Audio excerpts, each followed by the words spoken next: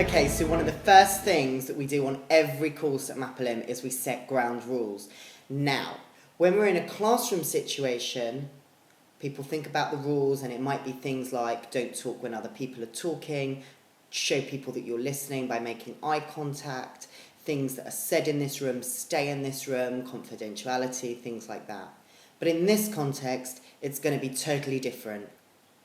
I thought about what sort of things would help me if I was doing this course and I had a go at writing some of my own ground rules.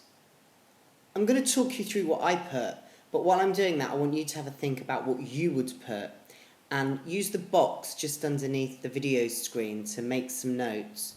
You're going to need them later for an exercise.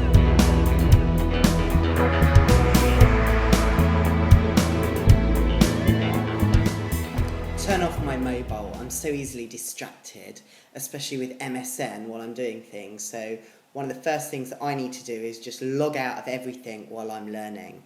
Try and just focus myself to 1 hour bite-sized chunks, because that's what works best for me. Never leave more than a week between the different sessions that I'm going to take as part of the course. And I thought it'd be a good ground rule to try and talk to the people around me about the stuff that I'm learning to help it make sense and sink in. And I'm going to try and keep my distractions to a minimum. I'm going to make a cup of coffee before I sit down and not keep interrupting myself while I'm doing it. That was meant to be some inspiration for you. Whether it was or it wasn't, pause the video now and just make sure you've got some notes down of what's going to help you learn as you go through this course, and we're going to call those ground rules.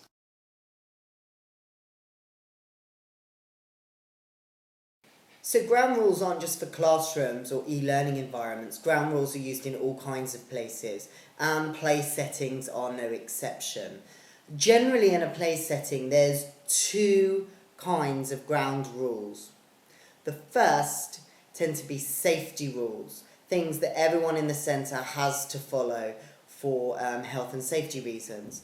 Things like not answering the door to strangers and people that we don't know, things like areas that we're allowed to play in and areas that we're not allowed to play in because it's not on the premises, rooms that are out of bounds because they're not part of where children play or staff go. So there's these kind of rules. And then there's also boundaries and expectations and rules that the children make up. These aren't always called ground rules in centres. They might be called agreements. I've even seen one called a happy living code.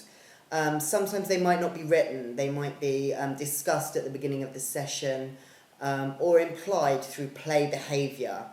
But basically, the ground rules are there to make sure that children, young people, staff, play workers, parents, carers, anyone that uses the setting know what is acceptable and okay in this setting and what isn't, what's outside the boundaries. Two examples for you. A health and safety example, only go outside with a member of staff. A behaviour example, we can take things out of the play cupboard whenever we like, but when we're finished with them, we always put them back. Simple, but they're the kind of things that ground rules might be in settings. Cool, so that's the end of this short, but what you should have done is made some notes and you've got your own ground rules which you're going to follow to help you make your way through this course. Good luck, enjoy.